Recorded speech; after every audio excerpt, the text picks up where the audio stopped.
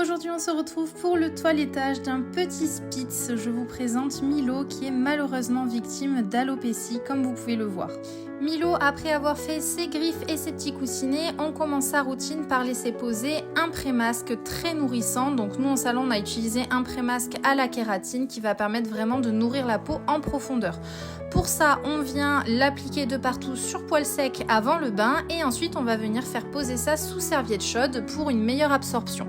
Pour faire poser les soins, nous on a ces petits peignoirs en salon qui sont vraiment très pratiques et on laisse poser environ 5 à 10 minutes avant de faire notre routine habituelle. Une fois que notre soin a bien posé, on vient le retirer et là comme d'habitude on va venir faire 2 shampoings mais cette fois on va mettre l'accent au maximum sur l'hydratation. On va vraiment faire que des choses très nourrissantes, très hydratantes puisqu'en hydratant la peau et le poil en général ça favorise la pousse donc on met toutes les chances de notre côté.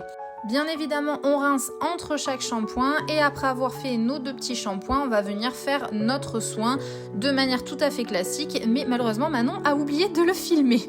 Donc on saute cette étape et on passe directement au séchage avec notre petite serviette magique comme d'habitude. On va venir lui mettre son petit snoot pour protéger ses petites oreilles.